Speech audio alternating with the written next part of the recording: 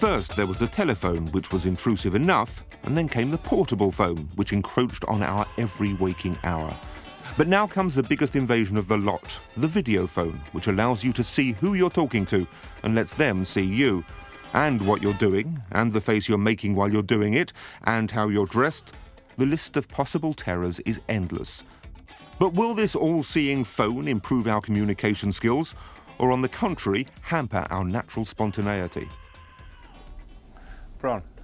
Well, what interests me is whether MI5 will be able to intercept the actual video element, because it might make their job slightly less boring. I don't know if you ever had a cross line on an ordinary telephone, and I always listen, and it's unbelievably boring. And I think these poor MI5 people, they must die of boredom. It would be more interesting if you could see the face. Otherwise, I can't see any real function or use, because usually you know what the person looks like you're talking to, and it's only of small interest if you don't.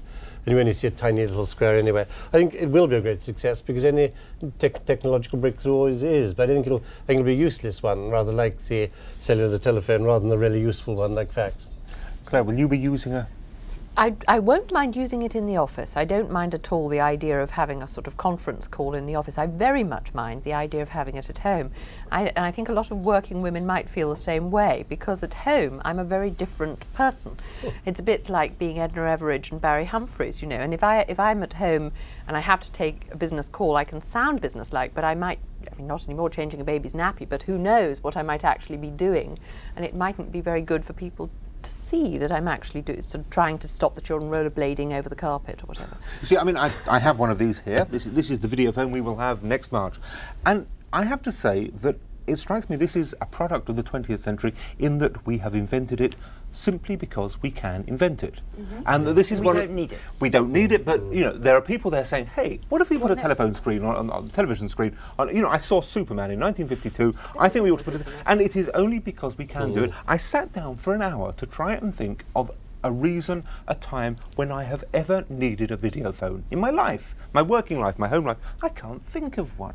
Can you turn the thing off so that you have the choice of not being viewed yourself? Yes, it says here video mute. Right. Which is, I think is a misunderstanding of both Greek and Latin. But can you imagine wanting to English. have a nice conversation late at night with someone when you're kind of curled up in bed with that thing?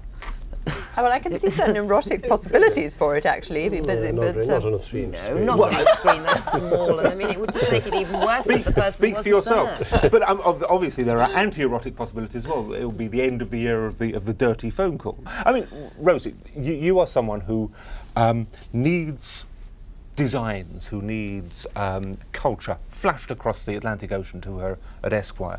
Surely you must have some use for Well, this. I wonder how much better that would be than a fax. I mean, you can see that it could have some use if someone could, for instance, It's in colour, literally draw and design something in front of you. Yes, maybe that would work very well, but it still seems that it's very tiny. And in actual fact, you can do a link up through a computer, which you're more or less now doing it straight away. It's hard to tell. It could be great, though, on that level.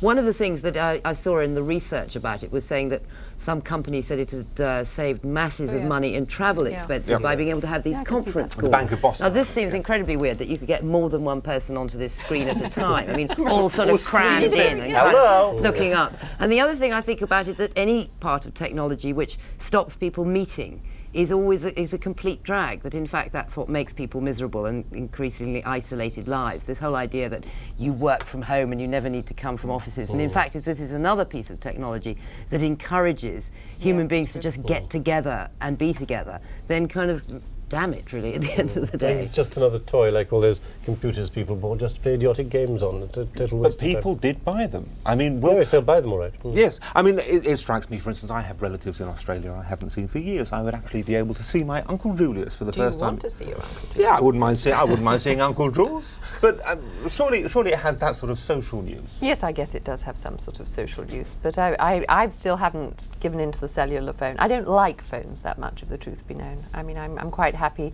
to have as little talk on phones. You can't imagine a life without them, and you wouldn't like to be. I wouldn't like. No, I wouldn't. But I don't wonderful. want them more than where they sit in my home or in my office. I don't really want them walking around with me. I was nearly won by those advertisements for Vodafone. Do you remember them? Yes. Very attractive girl looking like sort of Marianne in the French, on the French coinage. It's absolutely a revolution. I really thought, yes, I got it.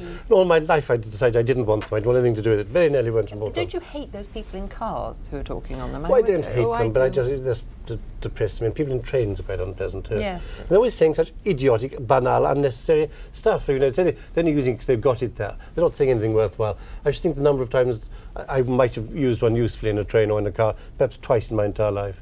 Well, sadly, that's it for this week. I'd like to thank Clare Alexander, Auberon Waugh and Rosie Boycott.